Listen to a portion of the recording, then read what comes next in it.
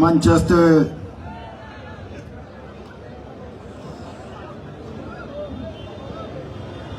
कांग्रेस के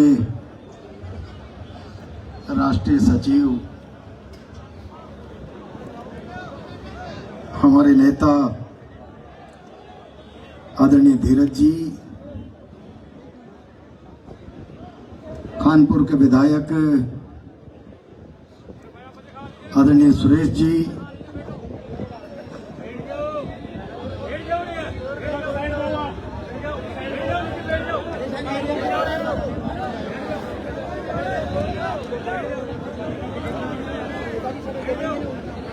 बूंदी कांग्रेस के जिला अध्यक्ष आदरणीय महावीर जी,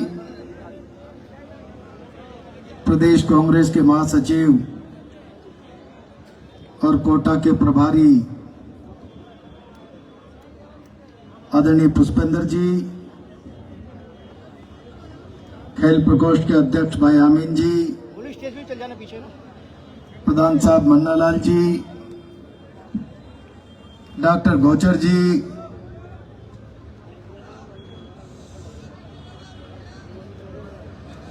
सम्मानित मंच, वन विभाग और केडीए के अत्याचार से पीड़ित गांव-गांव के कोने से आए हुए मेरे सामने उपस्थित भाई और बहनों,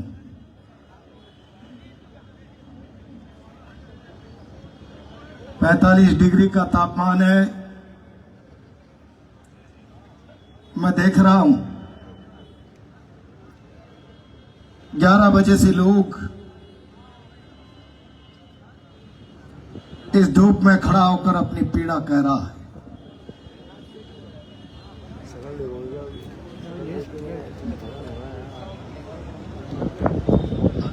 पिछले सप्ताह गांव के कुछ लोग मेरे पास आए थे।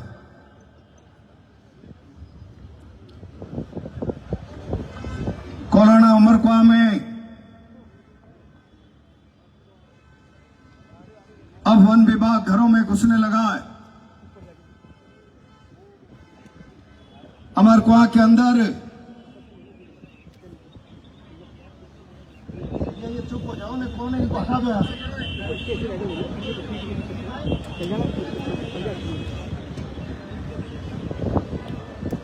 बात करो। अपने लिए मकान बना रहे घर के कोने में, सबको एक गरीब आदमी के घर में वन विभाग घुस गया। 7 महीने की गर्भवती महिला का हाथ पकड़कर घसीट दिया। एक भी नहीं रहना चाहिए पीछे। गांव में गुस्सा आना स्वाभाविक।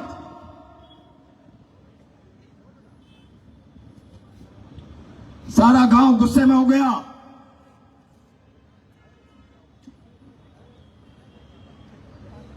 विरोध के लिए, अपनी बात कहने, मुकदमा दर्ज कराने के लिए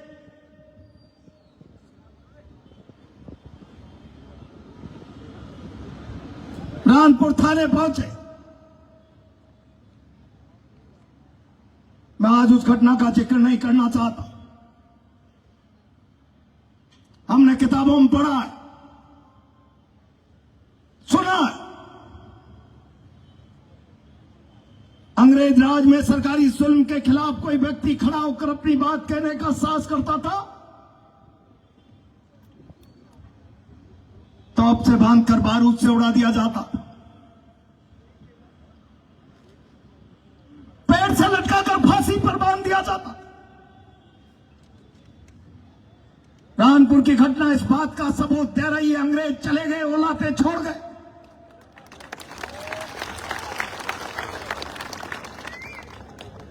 कोलाना उमरकुआ का ग्रामीण अपने साथ गांव में गर्भवती महिला के साथ हुए जुल्म की कहानी बयान करने के लिए विरोध दर्ज कराने थाने चला गया।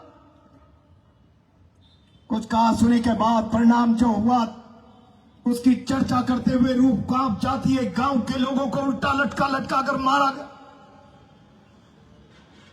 मैं राजस्थान के मुख्यमंत्री भजनलाल जी, भारत के प्रधानमंत्री मोदी जी से आज इस सीएडी ग्राउंड से सवाल पूछना चाह रहा हूं। क्या भजनलाल जी आपने अपनी पुलिस को इस प्रकार के अधिकार दे दिए?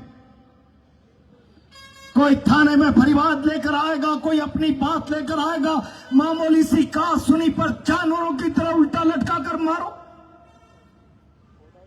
प्रजातंत्र में सरकारें जनता की आवाज की सुरक्षा के लिए, जनता की न्यायोचित बात सुनने के लिए, जनता के हक अधिकार की सुरक्षा के लिए, जनता पर जुल्म करके उसकी आवाज बंद करने के लिए नहीं।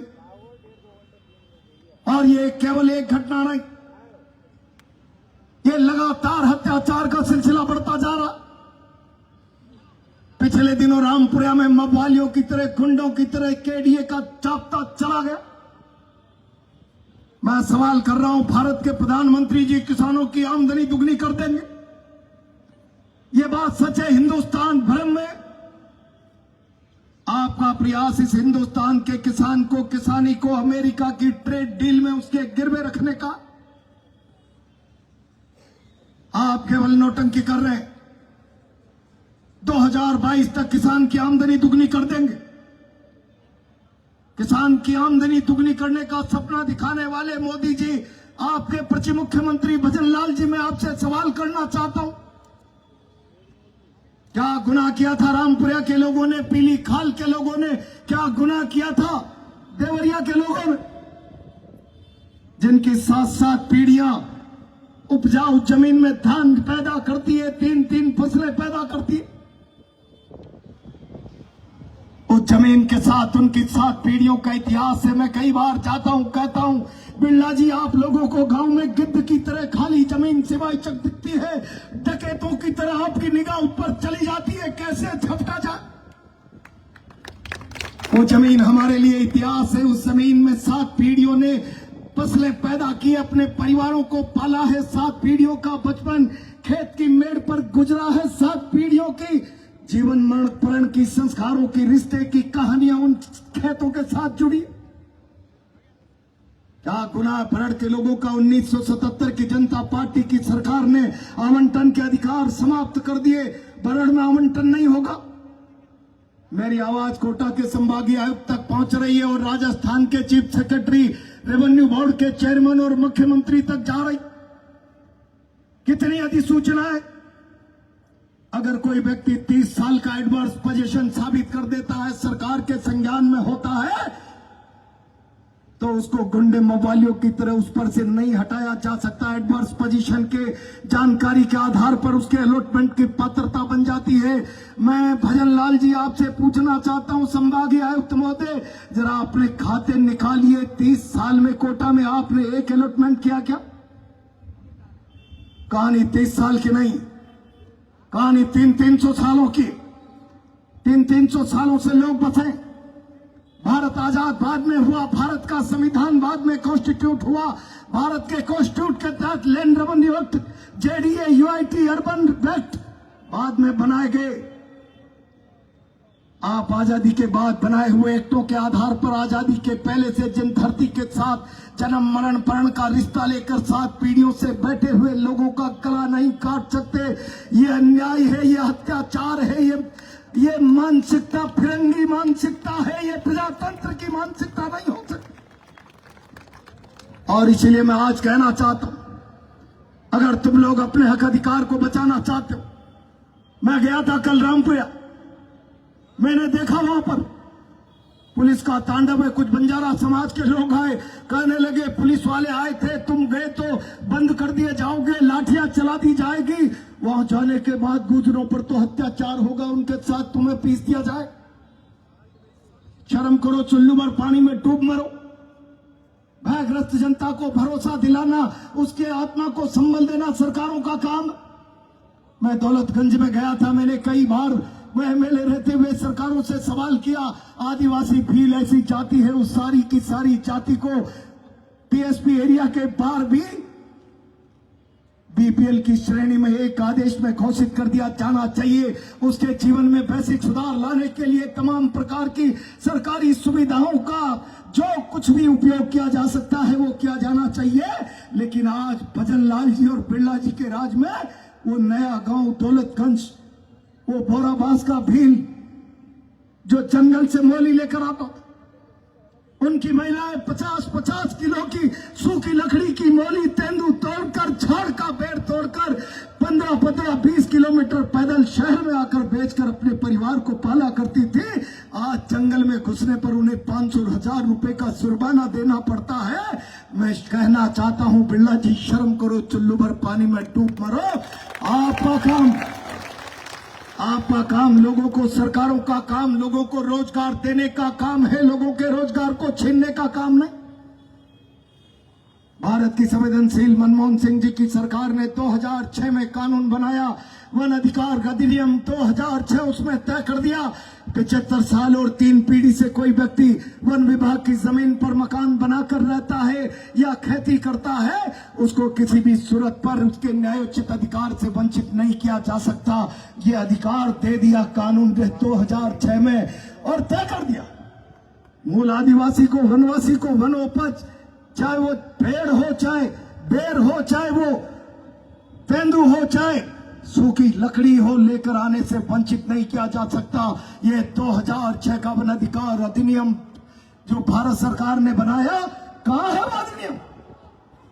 आज इस भजन लाल जी की सरकार में चुल्मी पुलिस के लोग, चुल्मी वन विभाग के लोग भारत सरकार के वन अधिकार अधिनियम 2006 का वायलेशन करके जुल्म कर रहे हैं लोगों के साथ। और उसमें साफ साफ लिखा है, जंगल में पशुपालकों के, जानवरों के प्रवेश को किसी भी सूरत पर नहीं रोका जा सकता। जंगल में वानवी की सुरक्षा फॉरेस्ट के अधिकारी कर्मचारी नहीं है, वहां रहने वाले वनवासी जीवनधारी लोग वानिकी की सुरक्षा की गारंटी है। ये कानून की भावना है, संसद द्वारा पारित कानून की भावना का सरेआम बलात्कार आज भजन लाल जी की सरकार के वन विभाग के कर्मचारी कर रहे हैं, यहाँ के अधिकारी कर रहे हैं, जुल्म कर रहे हैं, अत्याचार कर रहे हैं। मैं पूछना चाहता हूं बिरला जी, अभी कुछ मीडिया के लोग मुझसे कह रहे थे, प्रहलाद गुंजल केडीए वाले कह रहे हैं हम तो हमारी जमीनों में जा रहे हैं। 50 साल से तुमने बर्ड माउंटेन किया नहीं, 30 साल से तुमने राजस्थान के किसी भी गांव में काश्तकार के खातेदारी आवंटन के अधिकारों को बहाल किया नहीं, और सीधा एक आदेश में कलेक्टर केडीए के नाम जमीन का अलॉटमेंट कर दे और केडीए मवाली और गुंडों की तरह जाकर उसके को बेदखल कर दे। क्या कभी कोलाना में ये कोटा शहर जाकर पहुंच सकता? क्या कभी उमरकोआ तक ये कोटा शहर पहुंच सकता? क्या डोलिया, चांदावड़ी, भोराबास तक इस शहर का विस्तार हो सकता? जिस भूमि तक इस शहर के विस्तार की कल्पना नहीं की जा सकती, सपने में भी नहीं सोचा जा सकता, केडीए के नाम पर उनके जीने के अधिकारों को, उनके बच्चों के पेट पालने के लिए सिवाय चक जमीन से उनको बेदखल करके ये अन्याय मत करो।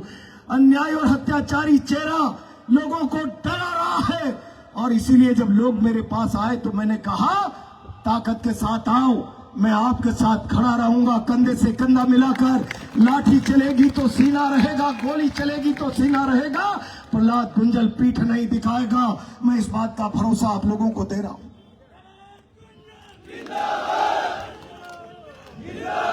केडीए के लोगों, शहर की पैरा फेरी में कोई प्रॉपर्टी डीलर बिल्डर आता है, 80 बीघा के साथ लैंड कन्वर्जन में 20 बीघा सिवाय चक का पट्टा बना लेता है। ये भूपतियों के पास, पूंजीपतियों के लिए कानून है कि उसे अपनी जमीन के साथ 20% सिवाय चक जमीन भी दे दी जाएगी। इस हिंदुस्तान के हर किसान के खेत में 10 बीघा के साथ 2 बीघा सिवाय चक 10 बीघा की खातेदारी के साथ मिलेगी। उसके अधिकारों का कानून आज तक नहीं बनाया गया। ये सरकार किसान विरोधी है, ये सरकार काम विरोधी है, ये सरकार जुल्मी है, हत्याचारी है, और इस सरकार के जुल्म और हत्याचार के खिलाफ किसानों को उठना पड़ेगा। मैं 3 दिन पहले अखबार पढ़ रहा था, 3 लाख की आबादी वाले कोटा शहर को स्टेट ग्रांट एक्ट में पट्टा दिया जाएगा। राजस्थान के मुख्यमंत्री जी 200 साल 300 साल पहले बसा कोटा शहर अब स्टेट ग्रांट एक्ट में पट्टे का हकदार बन रहा है। 300 साल पहले बसे मेरे गांव क्यों पट्टों के हकदार नहीं? बिरला जी का केतुनीपोल का मकान कौन सी एजेंसी से खरीदा गया? मैं सार्वजनिक मंच से घोषणा कर रहा हूं,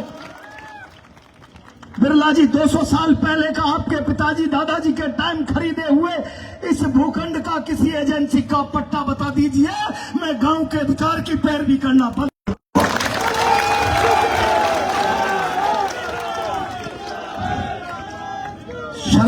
लोगों को अपनी मीठी बाणी से ठगने वाले बेईमानों, तुम्हारी जरूरत बिरला किराना स्टोर से पूरी हो रही थी, पिताजी की इनकम टैक्स की नौकरी से पूरी, सेल टैक्स की नौकरी से पूरी हो रही थी। मेरे गांव के किसान की जरूरत केवल अपने परिवार को सर ढकने का छप्पर नहीं थी, उसके पास 100 लोगों का परिवार होता है, 200 लोगों का परिवार होता है। तुम एक पोमेलियन कुत्ता पालते हो, छाती के चिपका कर सोते हो। हम लोग 200, 400 जानवर पालते हैं, सर्दी गर्मी बरसात से बचाने के लिए टाप छापते हैं। हमें उसके लिए भी लंबा चौड़ा बाड़ा चाहिए, उनके खाने के भंडारण के लिए भूसा चारा इकट्ठा करने का बाड़ा भी चाहिए, उनके बछड़ों का बाड़ा भी चाहिए। और बिरला जी जितने से कैथोनी पोल का मकान जितने भूखंड में है, 100 भैंसों का गोबर डालने के लिए हमें उससे दुगना भूखंड चाहिए।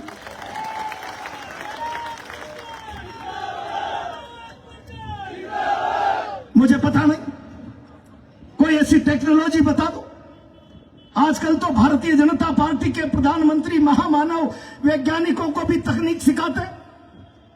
मैंने ये आइडिया दिया, इस वेदर का फायदा उठाकर बालाकोट स्ट्राइक कर दो, बादलों की आड़ में राडार पर नहीं पकड़े जाएंगे। मैं समझता हूं वो दिन भारत के वैज्ञानिकों के लिए जिल्लत भरा होगा कि उन्हें एक प्रधानमंत्री ज्ञान बांट रहा है जिसकी डिग्रियों का पता नहीं। अगर उस महामानव के पास बिरला जी कोई ज्ञान हो कि आसमान में कोई ऐसी व्यवस्था जमा दे कि हम 200 जानवरों को रोक दें, उसके लिए भूसा गोबर चारा सबका इंतजाम हो जाए, तो हम जमीनी लड़ाई आपसे लड़ना बंद कर देंगे। मैं बहुत जिम्मेदारी के साथ कह रहा हूं, केवल आगे प्रदर्शन कर दिया इससे काम नहीं चलने वाला। धीरज जी के साथ मैं चर्चा कर रहा था कि मां पड़ाव करें। धीरज जी ने कहा खेती किसानी का काम प्रारंभ हो गया है, 3 दिन से लोग खेतों में बीज बोने लग गए। एक पानी और गिर गया तो किसान पीछे रह जाएगा, उसकी किसानी उसकी आजीविका है। हम 3 दिन रोककर आपकी आजीविका पे सवाल खड़ा नहीं करना चाहते, इसलिए आज तो हम ज्ञापन देंगे। ज्ञापन देने के बाद जब आप फसल खेत से फ्री हो जाओगे, मैं जिम्मेदारी से डिविजनल कमिश्नर महोदय कहना चाहता हूं, आज हम ज्ञापन देंगे हमारे मांग पत्र पर 3 दिन, 4 दिन, 5 दिन, 10 दिन में आप क्या फैसला कर रहे हैं, उसके बाद हम आएंगे और महापड़ाव पूरी ताकत के साथ इस धरती पर करेंगे। कोई माई का लाल उसको रोक नहीं सकता।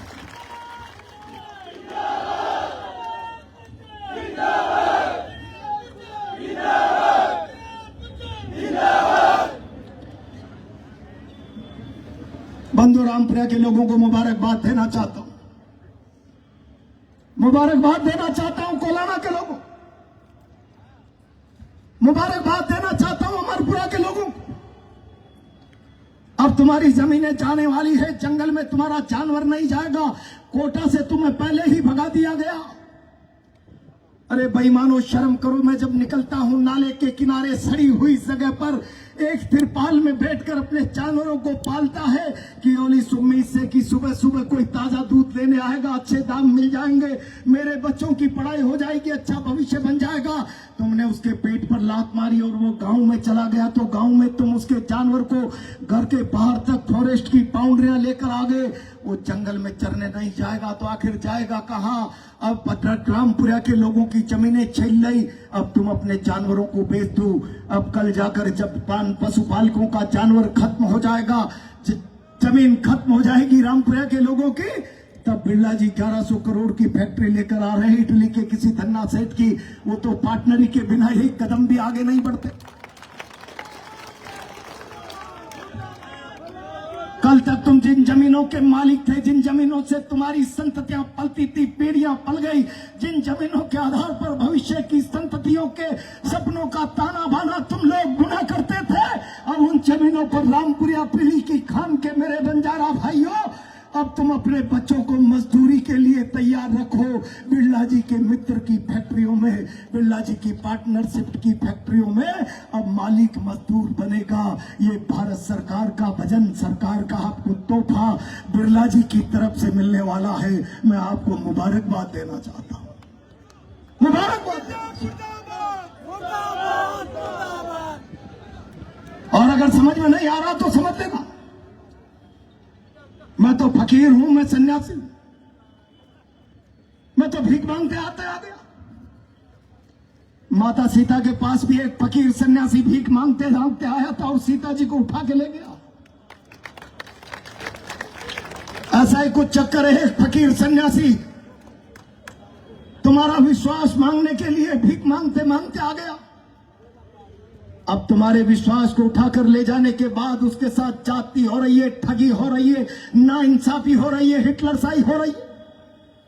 हम जब यहां लड़ने के लिए मैदान में आए तो फिर मैं आज कहना चाहता हूं, यह तय करके आना पड़ेगा।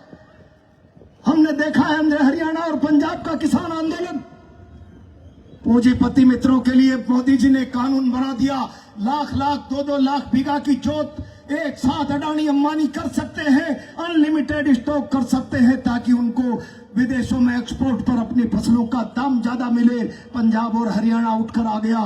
भारत सरकार ने जिस तरीके से कोई पाकिस्तान की सेना आ रही है, कंक्रीट की दीवारें खड़ी कर दी, अर्धसैनिक बलों की संगीनें तैनात कर दी। भारत के किसान ने कहा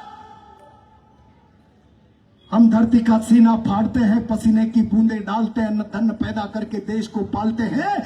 जो चुनौतियां हमारे जीवन के सामने है, जिन चुनौतियों से लड़ते हैं, संगीनों के सामने हम डर नहीं सकते। कोई माई का लाल हमको हिला नहीं सकता। परिणाम क्या हुआ?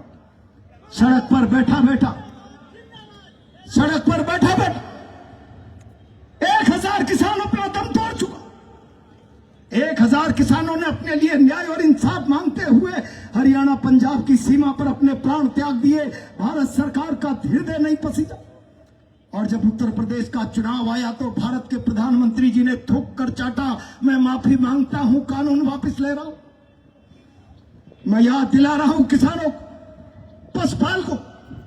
मैं देख रहा हूं बचपन से कि जब बारिश होती थी तो चलकर हाड़ौती का पूरा पशुपालक उठकर बोराबास, रेत्या चौकी, लखाबाद, दौलतगंज, बंदा, धर्मपुरा, पाचन कुई, कोलाना के जंगलों में सिमट कर आ जाता था। और जब सर्दी में मौसम का गेहूं कट जाया करता था तो सारा का सारा जंगल उठकर हाड़ौती में चला जाया करता था। हम अपना जीवन चलाने के लिए कभी हाड़ौती में जाते हैं, कभी जंगल में जाते हैं। साल में 4 महीने केवल अपने घर परिवार के साथ इज्जत से टिक पाते हैं। इतनी बड़ी विषमताओं की जिंदगी जीने वाला वो व्यक्ति इतना कायर और कमजोर हो जाए कि एक खाकी उड़ती थारी जिसको तुम्हारा सम्मान रखने की, तुम्हारी सुरक्षा की गारंटी की तनख्वाह मिलती है, वो तुम पर जुल्म करे और तुम जुल्म बर्दाश्त करते रहो तो फिर चुल्लू भर पानी में डूब के मर जाओ। इसके अलावा तुम्हारे पास कोई दूसरा रास्ता नहीं जो जीवन की चुनौतियों से लड़ सकता, इतने बड़े संकटों का मुकाबला कर सकता। जो आ गया रावण। मैं सन्यासी हूं, करीब 35 साल भीख मांगा है। मैं फकीर हूं। तुम्हारे विश्वास रूपी सीता को उठा के ले गया। अब तो तुम्हें पता लग गया होगा क्या हो रहा है तुम्हारे विश्वास का। हिंदुस्तान का किसान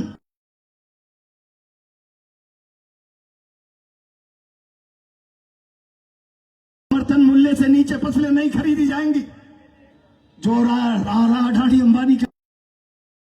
अगर एमएसपी का कानून होता तो मेरा झाड़ आमली का पैरागी 2200 रुपए में अपनी फसल बेचकर धान के ढेर पर अपने प्राण नहीं त्यागता। अगर समर्थन मूल्य पर पसीने की कीमत का भाव पूरा मिल जाता तो मेरा किसान गम में फांसी के फंदे पर नहीं लटकता। ये स्थितियां हिंदुस्तान के किसान के साथ हो रही। गांव पर जुल्म हो रहा और सरकार कह रही है हम लोक कल्याणकारी सरकार। अभी कल मुझे कोई बता रहा था, पंकज मेहता जी ने कहा प्रहलाद गुंजल हजारों बीघा जमीन बचाना चाहता है। पंकज जी, आप पिछली बार जिस पार्टी में थे पूरे घोड़े खोल लिए थे, पूरे घोड़े। क्या हुआ? प्रहलाद गुंजल की जमीनें होंगी इस नाम पर गरीबों के साथ जुल्म कर दिया। 1 बीघा जमीन प्रहलाद गुंजल की कब्जे की नहीं थी। ठोक कर मारा मैंने, मुंह पर ठोक कर। शर्म करो, चुल्लू भर पानी में डूब मरो। भाजपा के लोगों, मुझे लगता है अब नौटंकी तुम्हारा सहारा बन गया। कल परसों हर चीज पर बयानबाजी करना, यहां आए थे।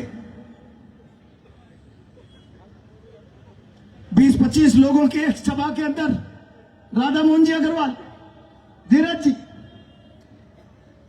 वो कह रहे थे राहुल गांधी विद्यार्थियों को ज्ञान बांटने आ गए जिसकी डिग्री का पता नहीं। सारी दुनिया जानती है हार्वर्ड में पढ़े हुए राहुल गांधी को।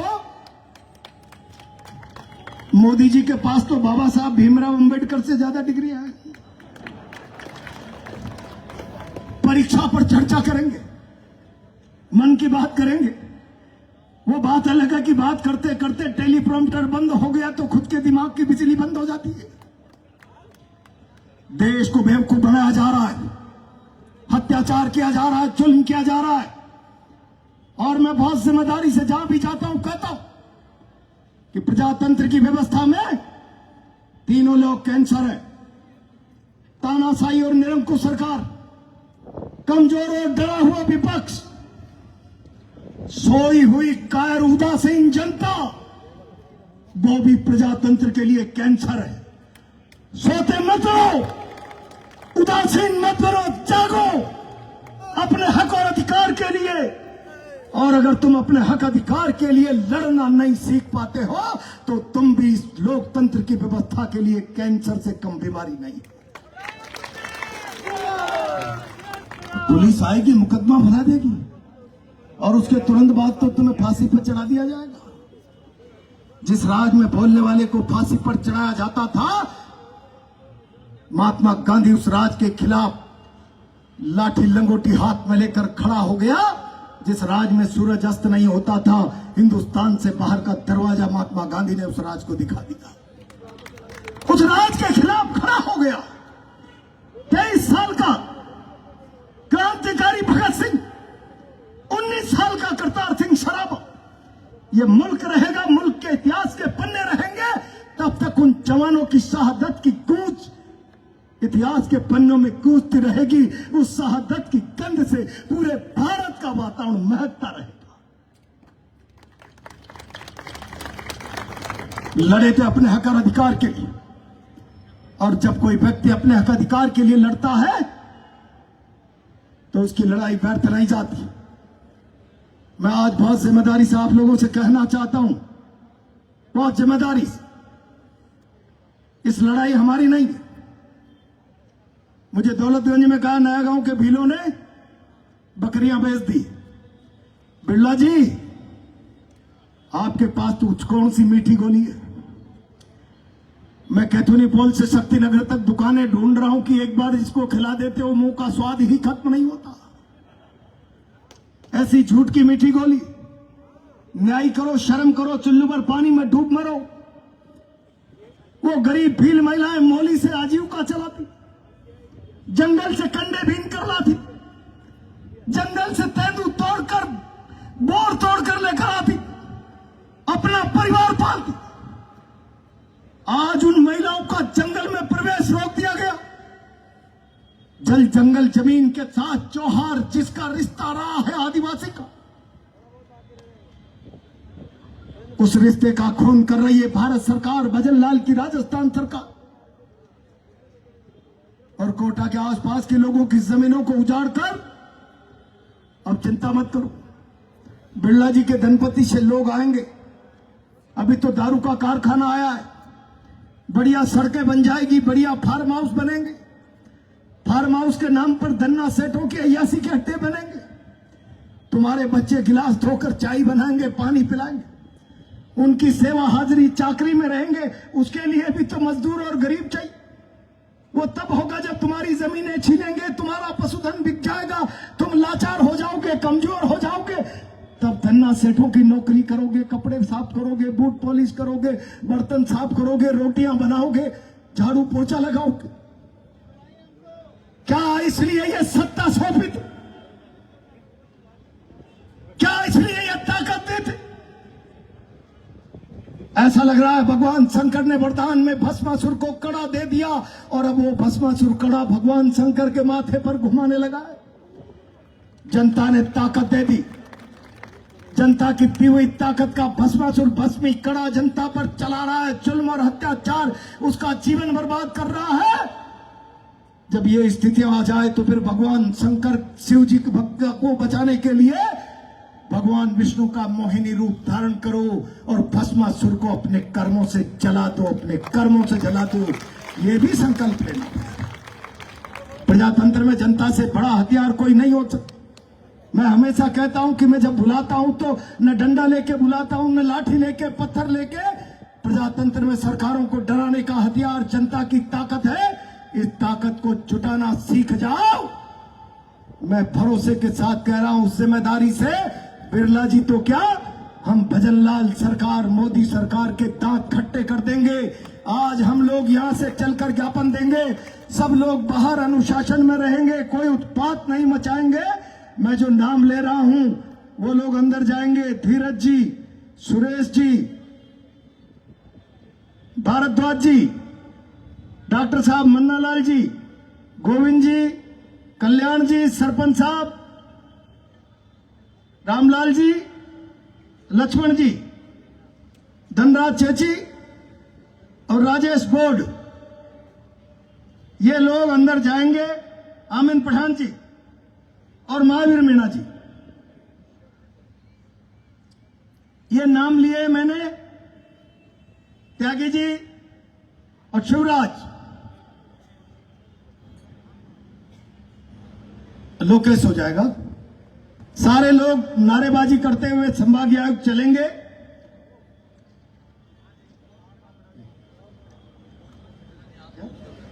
क्या महापड़ाव करना चाहते हो?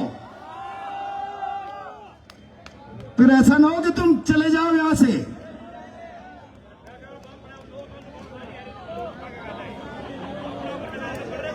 या फिर अभी रोड पर चलकर बैठो, हम बात करके आते हैं, चेतावनी देकर। 7 दिन में तुम लोग अपनी फसल बोलो, उसके बाद घर बार छोड़कर आ जाना, कम से कम 15 दिन का राशन बांध के। भारत माता की।